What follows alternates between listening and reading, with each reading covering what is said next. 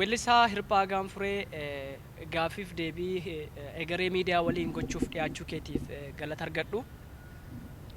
Itti aansuun gara sirbaatti akkamiin seenuu dandeesse weellisuuf maaltu si kakaase? Galatoomi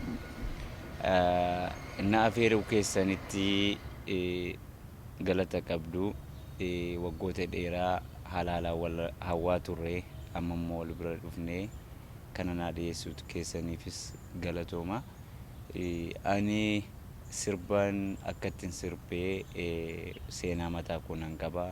Akkattis sirba eegalees seenaa mataa koo nan qaba. Garuu hundasaa ibsuurraa hamman danda'u tokkoo fi hamman beeku tokko irraati isinii ibsuu fi nan yaala. Akkattiin eegalee ani naannoo dhaladheetti egaa barrisaas xiqqoo tureera. Anis amma nama guddaadha. Ijoollummaa koo naannoo waggaa 8tti kan hin eegalee amma yeroo sanatti naannoo keenya kan ture namicha Taakkalaa Xurii jedhan tokko masinqoo taphachaa ture. Isarraan kan ka'eenii gaafa namicha kana argu ufii koochuun sirbuun qaba san jedhu na keessatti uumame. Jaalala sirbaaf qabu tokkos gabbifachaan dhufee iddasii booda immoo egaa gara magaalaa jirutti deemee masinqoonis sirbaan ture. Iddasii booda namicha Girmaa Xilawuu jedhamutu naannoo Fincaa'aa fiildii ba'aa ture. Otoon sirbaa jiru karaarraa na argee yeroo sanatti akkasuma akkuma keessan kana intervii naa dhiyeessee baay'ee ijoolleen ture.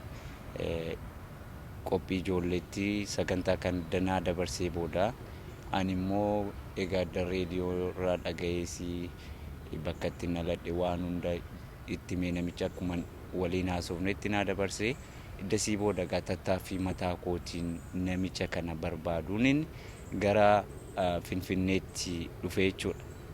Gara Finfinneetti iddan dhufee booda namichi kuni idda qophii ijoolleetti na dabarsee booda telefoona isaas naa kennee deemee ture. Yeroo sana hordofee namicha kana barbaadee argadhee gara Finfinneetti galee isa biratti guddadhee iddasii booda immoo qophii ijoolleen hojjechaa ture. Achuma keessaa immoo naannoo mana Mazagaajaa jedhamu mana tiyaatiraa beekamaa achittiin qormaata fudhee afaan Oromoodhaan nan darbee waggoota 3 tokkochi keessa hojjechaan ture. Yeroo sanatti isa booda immoo kaasittas baafachuuf na yaalee egaa amma yoonaatti immoo ittuma jira jechuudha. Mee gidduutti gara dubaatti si deebisaa gaaffii kaasaa jedhanii sirba ati ittiin gara carraa kan argattee interviyuu namicha kana obbo Girmaa Xilaawun wajjiniin wal argite sun wala si agarsiisee sadarkaa kanaan si ga'e sun mee maal jedha ture? Egaa ani kan sirbaa ture sirboota aadaatii masinqoon sirbaa ture. Garuu immoo amma masinqoo sin qabu garuu amma tokko irraatii si dhageessisuu nan danda'a. Yeroo sana amma sagaleen koo furdateera. Yeroo sana sagaleen koo qal'aa ture. Amma mata duree isheen si dhageessisaa jechuudha. Yabadeza yabadeza yabadeza yabadeza yabadeza laka kengeza Ya badesa la kakesa ya kamale sumayangabe koyo dari kololatu kalbi gowa badarangatu guru pendari nutaltu ya soboke talalangayo ya soboke talalayo rukute ari nambatu kanan sirbatu recho Maaliga sagaleen osuma gaafa sanaa fakkaata. in fakkaata Maseenqoo yoo barbaachisu jechuudha. ayye galatoon Mee gaaffii taatu tan dabraa walleeti ati ittiin uummata Oromoo biratti beekamtu isa kami mee hirbaa? egaa ani kanallee jedhees himuun naaf rakkisaadha jechuun ani sirba koollee walumaa galayyuu nan jaaladha. Sirba dura baasee asan maree koosa jedhu ture. Isaan nan beekamee dasii boodammoo ammas kaasetta ayyee obboo kan jedhu sirba dhiichisaa isan baasee lammaffaa jechuudha. Iddasii boodammoo kaasetta hedduu ragaa kana jedhee sittin himu inni dhumaa gaa kan guddaatti uummata Oromoo biratti fudhatamas argatee waa'ee bosona baalee isa jedhu kaasettadha. Iddasii immoo amma immoo gaa ittuma hin jira jechuudha. Mee sirbootuma amma jetti naa dhoofte kana keessaati isa kam hedduu irraa itti milkooftee kamitti jaallattamee gabaabsite yoo naa dhoofte? Gaariidha gaa anillee gaa sirba koo hundumayyuu nan jaallaa garuu keessumaa sirban mucaa koof sirbeen hedduuttis nan jaallaa sirbi sunis uummata Oromoo duratti fudhatamaadha. Madda gammachuu jiruu koodilee kan jedhudha. Si sirbu?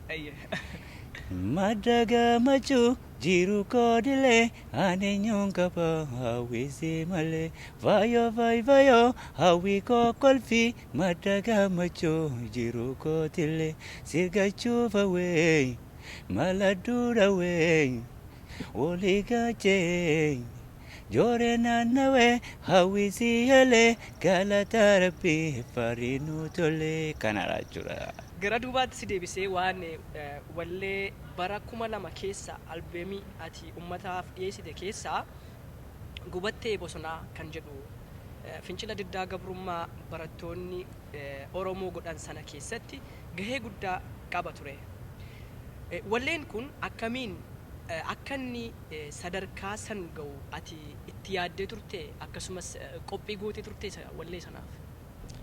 Galatoomi waa'ee sirba kanaa sirbi amma yeroo sana dalagnetti sirbi kun seenaa mataasaa qaba ture.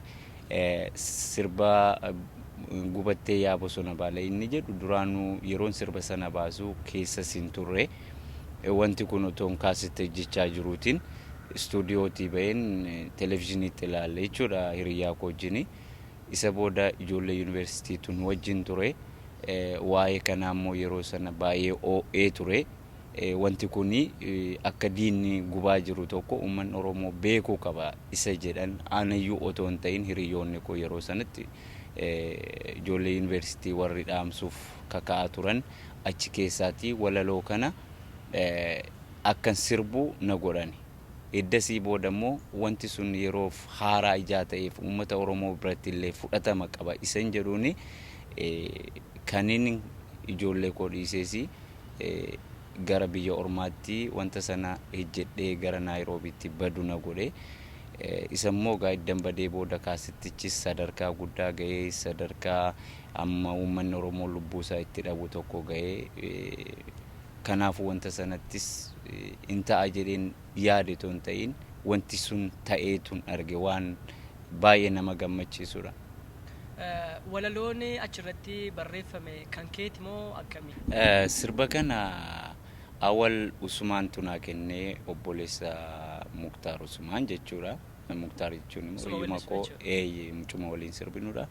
Yeroo sanatti mucaanii nama dandeettii qabus nama waa argaa turedha.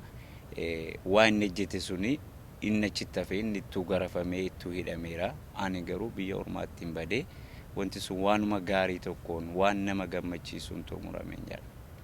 Mee kanumatti aansee waa'ee biyya ormaatti hin bade jettu kanatu waan biraa keessa na seensise. Baruma sana keessa jechuudha oduun yeroo tokko hirphaan du'ee jira kan jedhu miidiyaa biyya empaayiratti keessatti hedduu garmalee gaggeeffamaa ture du'uu kee kan ibsu jechuudha. Sana kan fide mee maalidha hirphaa gabaabsiti yoo nu kaa'uu dandeessa?